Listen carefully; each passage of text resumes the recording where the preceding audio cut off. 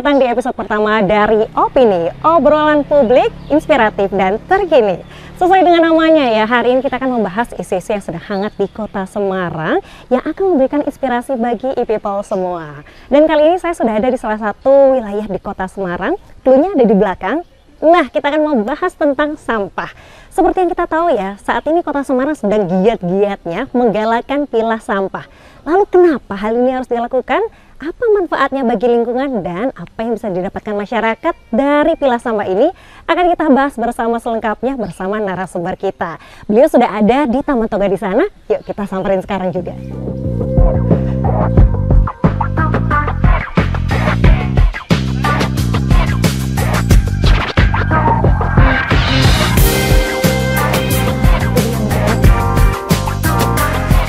Selamat pagi Bu. Pagi Mbak Hani.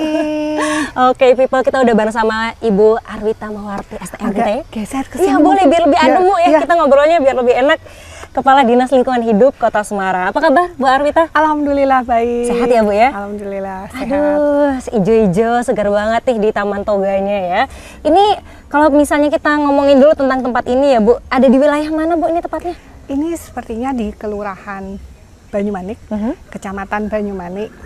Ya. Oke, Kota Semarang. Ini menjadi salah satu kalau nggak salah bank sampah yang bagus dari Kota Semarang. Betul, menjadi contohan salah begitu satu ya? bank sampah yang bagus di Kota Semarang. Tapi sebetulnya cukup banyak bank sampah yang bagus di Kota Semarang. Beberapa waktu yang lalu kita mengadakan lomba bank sampah. Dan ini masih menunggu hasilnya karena sekarang sedang diajukan ke Ibu Wali Kota. Semoga di Bank Sampah Pandawa ini menjadi salah satu pemenangnya. Oke, amin ya, kita doakan ya. Nah, ini sudah mulai dibuka oleh Bu Arwita ngebahas tentang bank sampah begitu. Dan di tema kali ini memang kita mau bahas soal sampah Bu, karena kita lihat ya masyarakat Semarang sekarang giat banget nih untuk melaksanakan pilah sampah. Betul. Dan ini menjadi satu program yang digalakan juga di pemerintahan kali ini ya oleh wali kota dan wakil wali kota yang baru. Kenapa Bu sampah menjadi perhatian dan harus kita lakukan? Iya, betul. Yang pertama bahwa sebetulnya kita harus berusaha menyadarkan masyarakat bahwa sampahku adalah tanggung jawabku. Nah, dengan kita membuka mindset masyarakat terkait tanggung jawab bahwa di dalam setiap aktivitas itu pasti mengeluarkan sampah, pasti ada sampahnya. Bayi lahir pun juga sudah mengeluarkan sampah.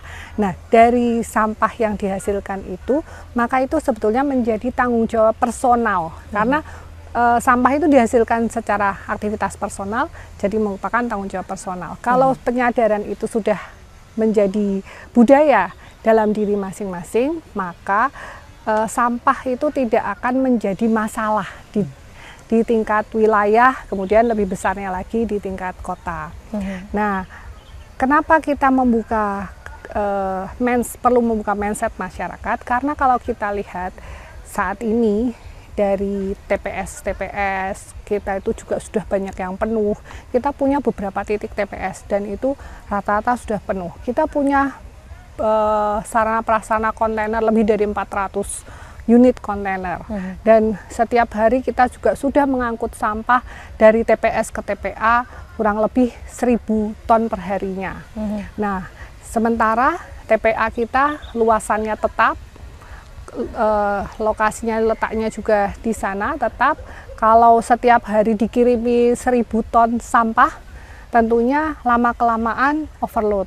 Nah, ini yang sedang menjadi PR kita. Di mana ini juga ada surat edaran dari Kementerian Lingkungan Hidup bahwa harus dilakukan pembenahan di TPA, mulai dari penataan TPA sampai dengan pengolahan di TPA. Kalau TPA itu tidak kita lakukan upaya pengolahan, maka nanti kita bisa menjadi darurat sampah. Jangan sampai itu terjadi di Kota Semarang.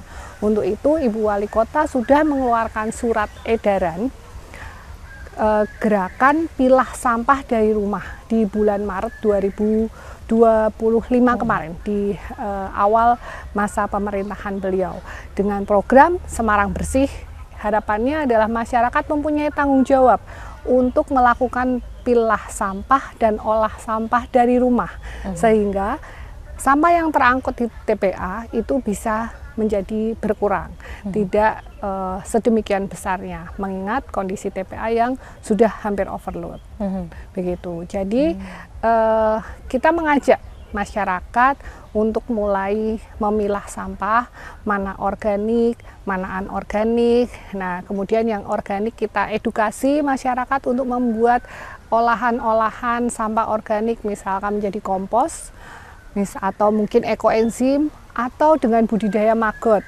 Manfaatnya maggot bisa untuk peternakan, bisa untuk pertanian. Sedangkan manfaatnya composting dan ekoenzim itu bisa untuk pertanian, bisa untuk pupuk, bisa kemudian juga untuk menghilangkan masalah. Kalau ekoenzim itu masalah-masalah bau-bau dalam lingkungan itu bisa dihilangkan dengan ekoenzim. Jadi dari sampah itu kita bisa menghasilkan produk-produk yang bermanfaat yang bisa digunakan oleh masyarakat sendiri, bisa untuk ketahanan pangan, bisa untuk kebersihan lingkungan. Nah, kemudian yang sampah anorganik ini kita bisa bawa ke bank sampah. Di bank sampah kita berharap di setiap kecamatan itu minimal ada 1 bank sampah unit. Kemudian di setiap kelurahan itu minimal bisa ada 1 bank sampah. Kalau kecamatan itu minimal 1 bank sampah induk. Kalau kelurahan itu minimal 1 bank sampah unit. Tetapi kami berharap bank sampah itu tidak hanya berhenti di tingkat kelurahan, bahkan harapannya harus sudah masif sampai ke tingkat RT maupun RW. Kenapa kita berusaha memasifkan bank sampah di tingkat RT maupun RW? Karena kalau nanti hanya di tingkat kelurahan, bisa jadi masyarakat mungkin juga belum tertarik membawa sampahnya ke kelurahan. Masyarakat merasa, oh kalau ke kelurahan mungkin terlalu jauh, saya harus membawa sampah berat ke kelurahan, repot dan sebagainya. Nah, kalau di tingkat RT maupun RW lebih dekat, karena mereka bisa mengakses jaraknya lebih dekat. Kemudian juga untuk keguyupan warga di tingkat RT maupun RW. Jadi kami berharap kalau nanti bank sampah itu sudah terbentuk di tingkat RT RW, masyarakat bisa lebih aktif lagi. Karena manfaatnya banyak. Dari sampah kita bisa menghasilkan cuan. Yang tadi organik itu kita olahannya setelah dimanfaatkan untuk mungkin ketahanan pangan, hasil dari ketahanan pangan itu bisa dijual. Nah, jadi dari sampah itu hasilnya bisa meningkatkan ekonomi. Nah, kemarin dari program 100 Hari Ibu Wali Kota yang Semarang Bersih, dari 660 sekian bank sampah, kita bisa bertambah menjadi 1074 bank sampah yang sudah terbentuk. Oh, kenaikannya cukup banyak ya, Bu? Iya, betul. Dan juga ekonomi sirkular yang terjadi cukup signifikan. Kita bisa menghasilkan 570 juta hanya dalam waktu 100 hari. Jadi perputaran ekonomi yang terjadi dengan adanya bank sampah ternyata cukup signifikan. Kalau masyarakat aware untuk memilah sampah dan mengolah sampahnya, ternyata hasil yang bisa dimanfaatkan itu cukup banyak juga. Oke, tadi sudah diceritakan panjang oleh Bu Arwita ya. Kalau misalnya kita ulas kembali dari backgroundnya ini, kenapa? Karena memang sekarang untuk TPA di Kota Semarang dia tidak akan bertambah luas begitu ya. Betul. Tapi kita harus mengubah bagaimana perilaku kita terhadap sampah sehingga nantinya sampah yang sampai ke TPA ini bisa seminim mungkin begitu ya. Salah satunya dengan adanya program pilah sampah dari rumah di program 100 hari pertama, dan kita bisa lihat pasti masyarakat tidak bisa melakukannya sendiri, makanya dari jumlah bank sampah pun berkembang dengan pesat. Harapannya di tiap kelurahan ada bank sampah unit, di tingkat kecamatan ada bank sampah induk, kelurahan bank sampah unit. Bank sampah unit Minimal ya. Minimal satu ya. Dan kemudian kita juga lihat ada banyak program, tidak hanya sampahnya ini sudah dipilah selesai, tapi diolah begitu ya, sehingga nantinya bahkan berdampak terhadap ekonomi masyarakat. Nah, kemudian kalau kita bicara soal tadi ya, pembinaan kepada masyarakat yang sepertinya baru mulai mengenal lebih dalam terkait dengan pilah sampah serta cara pengolahannya begitu ya, Bu. Apa sih program yang sudah dilakukan sampai ke tingkat RT, RW begitu untuk bisa masyarakat ini secara mandiri nantinya mengolah sampah masing-masing? Baik, dari program Semarang Bersih sebetulnya kami dari Dinas Lingkungan Hidup mempunyai beberapa program pendampingan. Salah satunya adalah pendampingan pilah sampah. Ini kita membagikan kantong-kantong pilah. Ini saat ini sudah beberapa hari ini kita membagikan kantong-kantong pilah kepada masyarakat.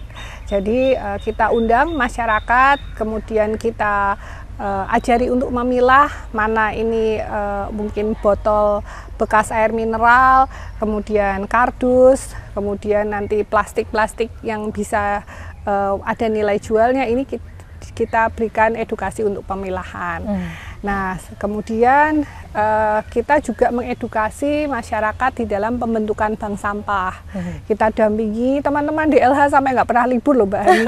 Iya. Sabtu Minggu selalu memberikan pendampingan kepada masyarakat. Karena kalau masyarakat kan kalau hari kerja mereka sibuk ya bekerja. Nah, mereka ada waktu longgarnya hanya Sabtu Minggu. Nah, teman-teman DLH memberikan pendampingannya di hari Sabtu Minggu.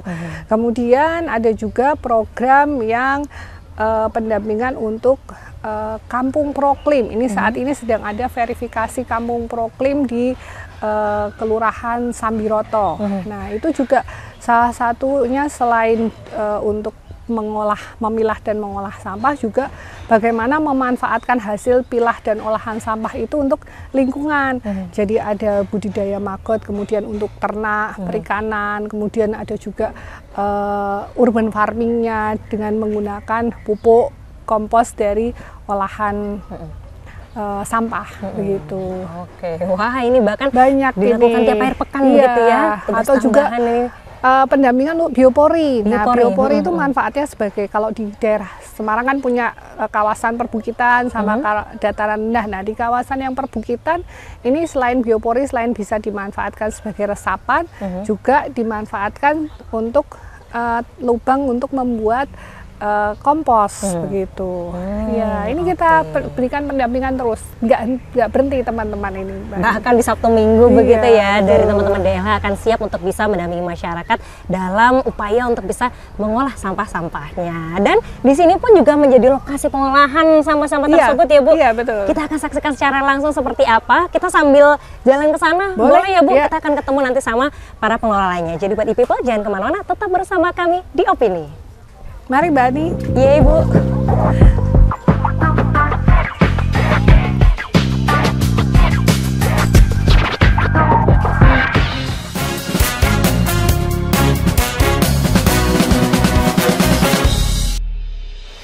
Program Semarang Bersih menjadi langkah awal untuk membangun kota yang lestari, bersih, dan sehat dari sampah.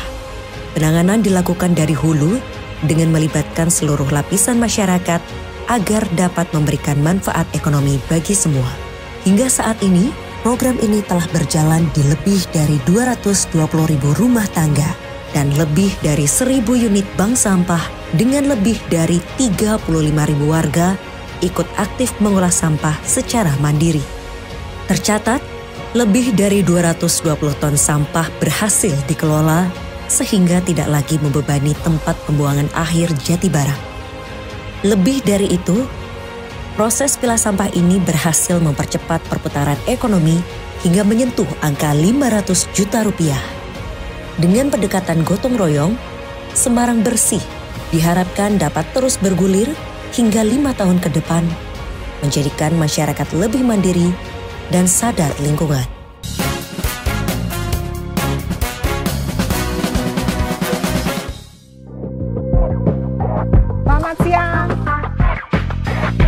Selamat siang Pak Hermawan. Ya, Pak Hermawan, ini ada Mbak Hani. Ya. Beliau dari acara Opini. Oh iya. Pak Hermawan, apa Saya kabar? Pak Hermawan, Baik, Bu, ini Ani. pengelola bank sampah Pandawa yang ada di Kelurahan Banyumane. Nah, Betul. monggo nanti mungkin Mbak Hani ingin ngobrol lebih banyak lagi. Iya. Silahkan.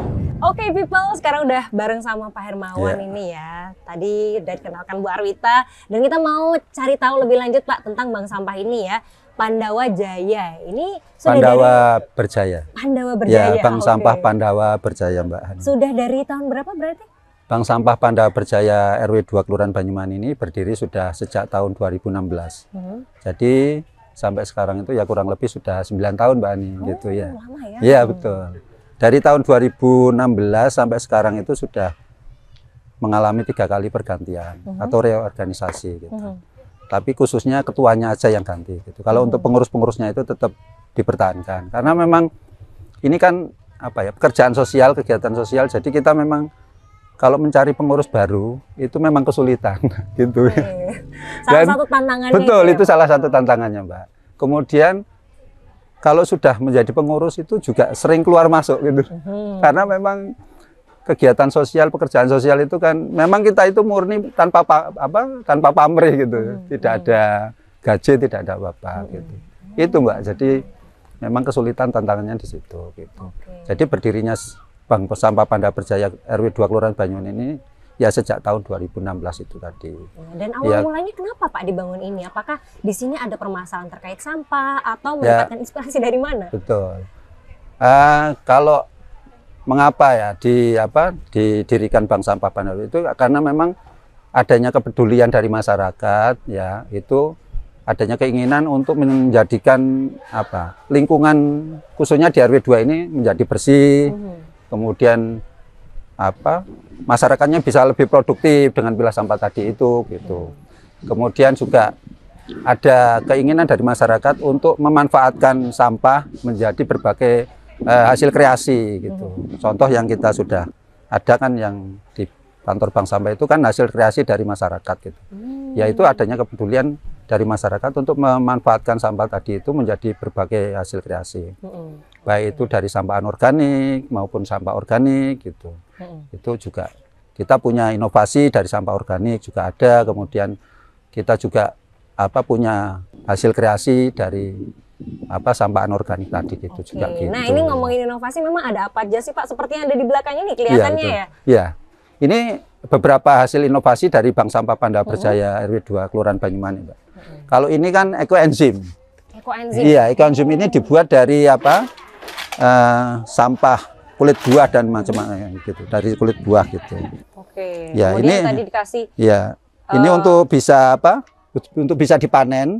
Ini kurang lebih harus nunggu 3 bulan gitu. 3 bulan. Ya, baru bisa kita panen, bisa kita pakai gitu. Kalau untuk kompos Pak, tunggunya berapa lama ini Nah, kompos? ini kalau kompos ini yang sudah jadi, yang sudah siap pakai gitu. Ini yang sudah siap pakai.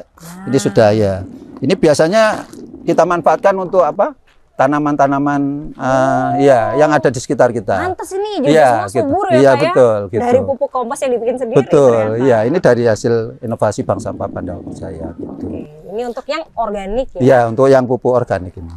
Gitu. Baik. Nah, terus kelihatannya mungkin kita sambil jalan ke sana boleh Kemudian Pak? yang kalau itu ini yang pupuk ini organik juga, Mbak. Tapi ini yang kita jual ke pengepul tadi.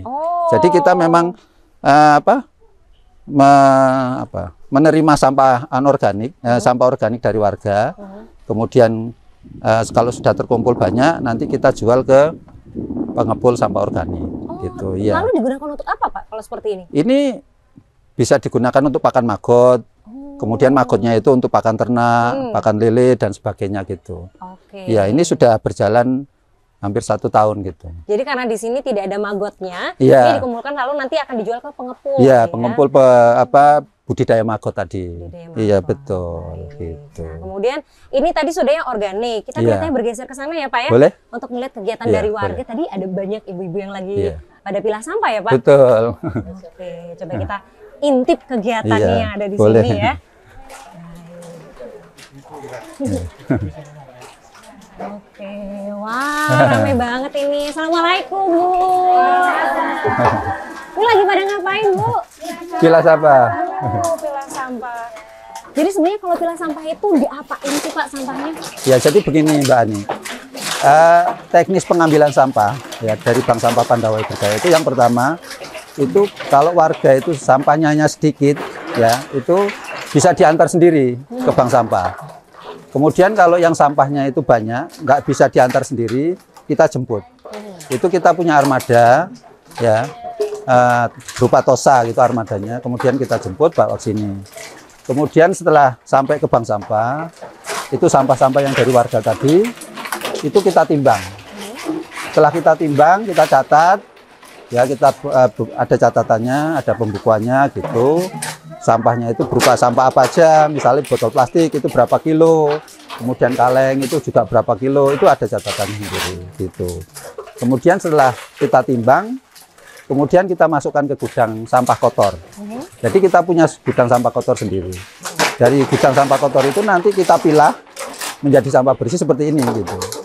Ya, gitu. Setelah kita pilah, kita pisah-pisahkan, yang kaleng sendiri, yang botol sendiri, yang tutup botol sendiri, kemudian yang labelnya sendiri gitu. Jadi itu ibu-ibu lagi memilah bagian betul, itu ya? iya Mana betul. Mana label. Iya. Jadi ketika dikumpulkan sudah Betul. bersih hanya botolnya Iya. saja. Jadi seperti ini, Mbak. Iya. Nah, seperti ini. Ini nanti kita lepas tutupnya, ya. Ini ada nilainya sendiri, tutupnya gitu betul. Kemudian labelnya ini kita lepas juga. Nah, labelnya ini kita lepas, juga ini ada nilainya sendiri gitu. Iya. Jadi ini ada tiga jenis sampah yang ada nilainya gitu.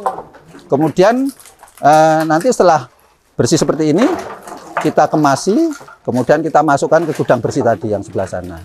Nah, nanti setelah terkumpul banyak, itu baru kita menghubungi pengepul sampah anorganik, kemudian kita jual. Gitu.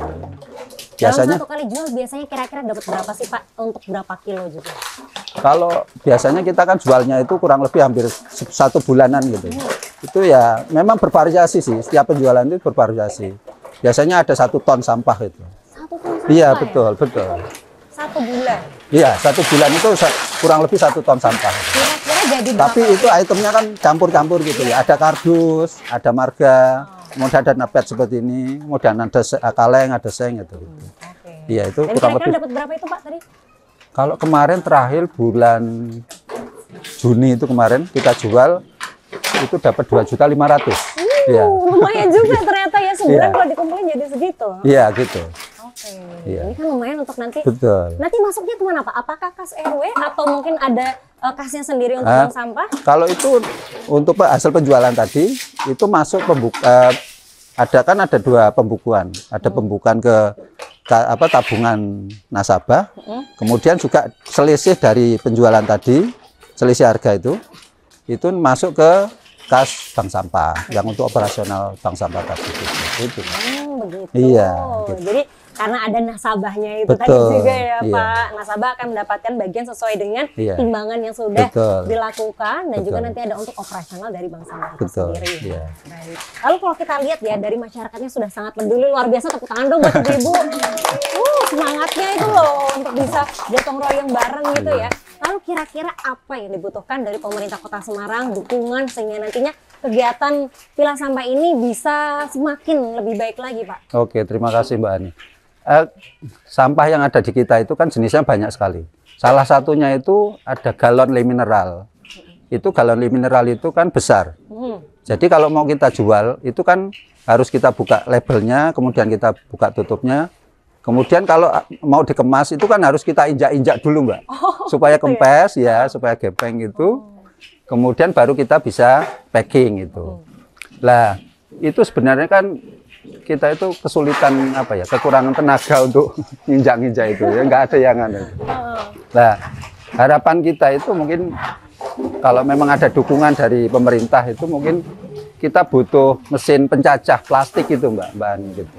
Supaya nanti kalau dicacah itu kan bisa kecil-kecil anunya. Menghemat tempat. Memang menghemat tempat. Jadi nanti ketika mau kita jual itu tidak perlu nginjak-nginjak lagi, kita cacah sendiri gitu. Kemudian itu yang pertama, mungkin kita butuh mesin pencacah plastik. Yang kedua itu armada yang kita punya itu kan itu juga bantuan dari DLH, tapi kan dari tahun 2016. Udah lama sekali. Ya kita pinginnya kalau memang ada dukungan dari pemerintah itu mungkin bisa dialokasikan, diberikan fasilitas armada tadi itu Mbak gitu. Ya karena memang selama ini itu operasionalnya itu terutama kalau ada kerusakan itu kan servisnya banyak itu. Biayanya banyak. Nah, itu kan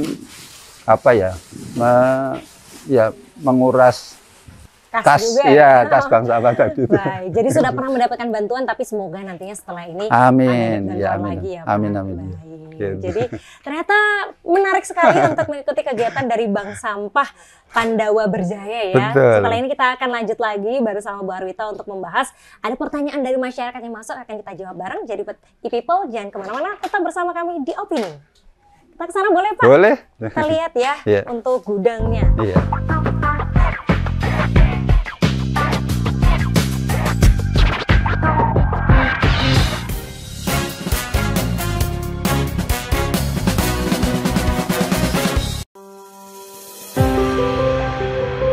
Warga datang ke Bank Sampah Pandawa Berjaya dengan membawa sampah organik dan anorganik.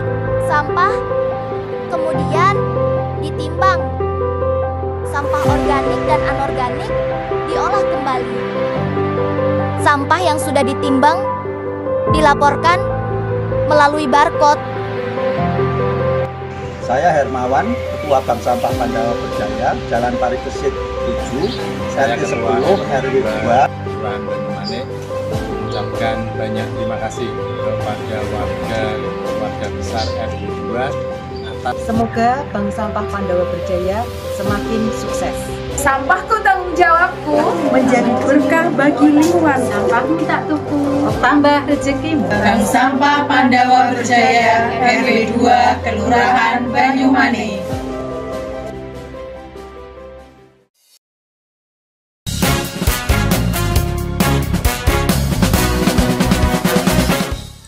Oke, people, masih di Opini dan masih ada Bu Arwita, ada Pak Hermawan juga ya. Kita lanjut lagi obrolan kita setelah keliling dari Bank Sampah Pandawa Berjaya ini ya. Kita mau mulai untuk menjawab pertanyaan dari masyarakat nih, karena ternyata banyak yang penasaran dan pengen minta tips langsung dari Bu Arwita ya. Ibu, yang pertama nih, ada pertanyaan dari masyarakat ya.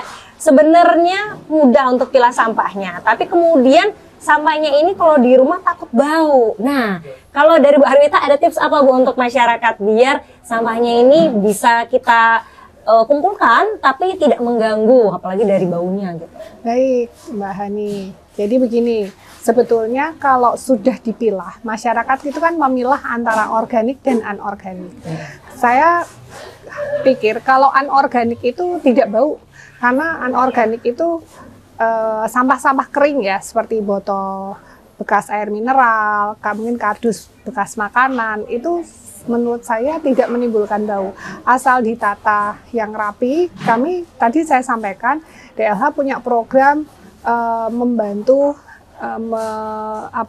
mendistribusikan kantong pilah sampah atau tas pilah sampah. Nah, ini nanti tinggal mana yang menjadi kelompok plastik dimasukkan ke kantong yang plastik, mana yang menjadi kelompok karton masukkan ke tas yang untuk karton, mana yang ini kardus nanti sendiri. Nanti kalau itu kan jadi rapih ya, jadi tidak perlu ditumpuk sehingga menjadi kumuh atau berserakan seperti itu. Nah, kalau yang dikhawatirkan oleh masyarakat nanti bisa bau, itu memang organik. Karena organik kalau tidak dilakukan upaya pengolahan dalam jangka waktu 3 hari, pasti menimbulkan bau. Nah, untuk itu kami mengajak masyarakat untuk mengolah yang organiknya. Nah, organiknya itu diolah bisa misalkan dengan metode kita kompos. Mau bikin kompos nih, sehingga bisa menggunakan tong komposter. Nah, tong komposter itu kalau yang bagi masyarakat nggak punya lahan, bisa dibuat dari ember bekas, atau mungkin galon bekas, atau bekas cat, ember cat, itu bisa jadikan tong komposter. Nanti sampah-sampah organik, sisa masakan, sisa makanan bisa dimasukkan ke dalam tong tersebut. Nah, untuk mempercepat proses fermentasi atau pembusukan, bisa dicampurkan ekoenzim. Nah, ini ada ekoenzim, Mbak. Hasil olahan sini ya, Pak? Iya, betul. Ini hasil inovasi dari Bank Sampah Pandawa. Ya, Bank Sampah Pandawa. Nah, nanti bisa dicampurkan ke dalam ember kompos itu. mungkin kurang lebih 1 bulan dia akan sudah menjadi pupuk kompos seperti itu. Nanti hasilnya seperti ini Mbak Ani. Wis berat. Jadi seperti ini ya. Seperti ini. Ini hasil dari inovasi pembuatan kompos. Ya, seperti itu. Waktu 1 bulan. Cepat juga ternyata. Iya, itu bisa menghasilkan produk-produk seperti ini. Nah, kalau yang punya halaman bisa menggunakan biopori yang seperti tadi saya sampaikan. Pakai biopori itu bisa dengan pralon, diberi lubang, kemudian ditanam dengan kedalaman 1 meter. Sampah-sampah organik sisa makanan itu dimasukkan ke biopori tersebut. Kemudian nanti ditutup, 1 bulan kemudian dia bisa jadi kompos. Begitu. Oke, jadi nggak cuman yang punya halaman aja ya, yang nggak punya halaman ternyata bisa menggunakan cara tadi ya. Jadi nggak ada alasan, semuanya bisa untuk mengolah sampah. Betul. Dan tadi Bu, terkait dengan kantong-kantongnya itu, apakah ini nanti seluruh masyarakat di Kota Semarang akan mendapatkannya, atau masih ada di tempat-tempat tertentu saja? Sebetulnya bisa seluruh masyarakat mendapatkannya. Kebetulan kami di perubahan anggaran juga mendapatkan tambahan anggaran untuk pengadaan kantong pilah. Jadi monggo nanti masyarakat bisa bersurat ke DLH untuk meminta bantuan kantong pilah itu. Oke, baik. Nah, kita lanjut ke pertanyaan selanjutnya, ini untuk Pak Hermawan nih. Pak, dari masyarakat ada yang tanya, kalau misalnya mau menitipkan sampah juga menyalurkan sampahnya ke sini, apakah bisa walaupun dari bukan warga RW sini? Sangat bisa, Mbak. Ya, jadi kita memang selama ini kan mengedukasi ke warga, khususnya di warga RW 2 ini untuk bisa pilah sampah dari rumah. Tapi kita itu juga menerima sampah dari warga lain, dari RW lain juga kita menerima gitu. Ya, jadi sampah yang kita terima dari warga, baik dari warga RW 2 maupun dari warga RW lain, dari RW 1 atau RW 3 itu juga kan ada yang ngirim sampah ke kita. Kemudian kita timbang, itu dia, kemudian kita pilah seperti yang sekarang ini ada itu kan kita pilah, kemudian setelah kita pilah menjadi sampah bersih, kemudian kita masukkan ke gudang sampah bersih. Kita juga punya gudang sampah bersih gitu. Jadi setelah sampah itu bersih, sudah terkumpul banyak, baru nanti kita menghubungi pengepul atau pihak ketiganya itu yang sudah bekerja sama dengan kita, baru kita jual. Gitu. Setiap bulan biasanya kita jual sampah gitu, baik itu sampah organik maupun sampah anorganik. Dan kalau untuk ngedrop sampahnya ini apakah ada hari-hari tertentu atau setiap hari bisa, Pak? Kalau untuk kegiatan pengambilan sampah itu kita memang ada jadwalnya. Jadi itu di minggu kedua sama keempat. Itu kalau jamnya itu jam 8 pagi sampai jam 10 pagi. Gitu. Oke, jadi minggu kedua sama keempat itu ada kegiatan pilah sampah. Bisa mampir ke sini untuk ngedrop Iya, sampahnya betul. ya. Kemudian untuk teknis pengambilannya itu juga kita ada 2 cara gitu. Kalau misalnya sampahnya itu sedikit, warga yang punya sampah sedikit mau dikirim ke sini biasanya dikirim sendiri gitu. Tapi kalau dia punya sampah banyak, kemudian tidak bisa mengantar sendiri ke sini, kita jemput. Gitu. Kita jemput bola gitu. Kita punya armada, armadanya juga kebetulan bantuan dari Dialah juga dulu gitu. Iya. Iya. Gitu. Dan apakah ada biayanya, Pak, kalau misalnya kita mau minta tolong untuk diambilkan? Tidak ada. Iya, kita semua gratis. Untuk pengambilan penjemputan sampah itu gratis. Gitu. Iya. Sangat membantu pastinya iya. ini ya. Iya. Baik, dan ada satu lagi nih untuk Ibu Arwita ya, dari masyarakat. Jadi mereka ini kalau misalnya sampah sudah dipilah begitu ya, lalu kemudian apakah nanti akan dicampur lagi ketika di truk sampah atau nanti akan ada pengambilan yang berbeda, Bu? Ya, kalau saat ini kayaknya masih dicampur memang. Karena kan kita belum punya jadwal untuk pengambilan yang terpilah. Tapi memang ini kita berencana ke depan kita akan buat jadwal pengangkutan dengan sistem pilah. Jadi mungkin ada jadwal mana kita angkut organik dan mana kita angkut anorganik. Tapi tetap dengan syarat masyarakat kalau sudah memilah, membuangnya di kontainer pun juga jangan dicampur juga, sehingga kita pada saat mengangkut, misalkan hari ini kita buat jadwal pagi, misalkan Selasa Rabu pagi kita buat jadwal untuk yang organik, jangan campur dengan yang anorganik. Nanti misalkan Rabu siang misalkan kita angkut yang anorganik. Jadi kami juga tentunya butuh kerjasama masyarakat. Kalau benar-benar pilah ya nanti kita angkut secara terpilah. Tapi memang saat ini masih campur jadi satu sebenarnya. Iya. Semoga nanti rencananya ke depan ini bisa segera terrealisasi ya Bu. Jadi masyarakat makin semangat, makin yakin untuk melakukan pilah sampah. Baik, tadi kemudian juga sudah disebut oleh Bu Arwita terkait dengan pengangkutan sampah ya. Mungkin masyarakat juga boleh dikasih tahu Bu tentang progres dari angkutan armada pengangkut sampah ini yang saat ini sedang digalakan juga ya untuk diperbaiki, dihadirkan permajaan begitu.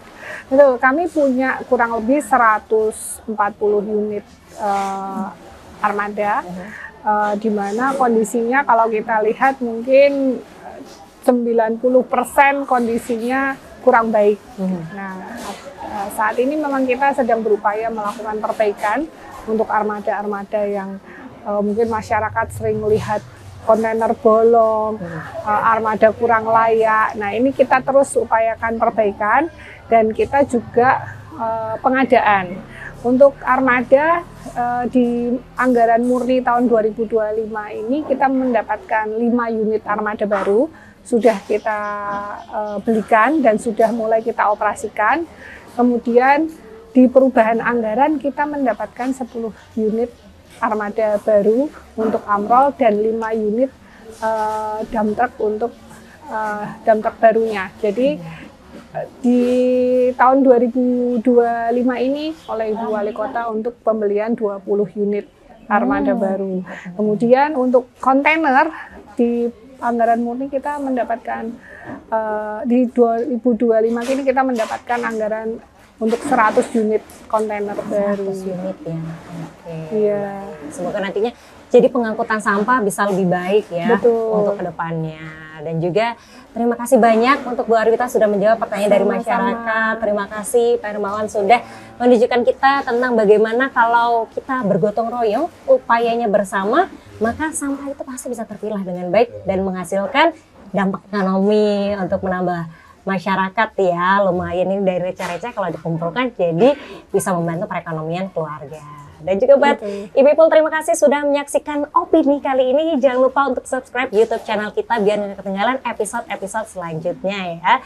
Dan tentu saja kami akan kembali lagi dengan pembicaraan terkait isu-isu publik yang inspiratif dan juga penting untuk kita bahas bersama ya. Dan jangan kemana-mana, kita akan bertemu lagi di episode selanjutnya. Terima kasih dan sampai jumpa.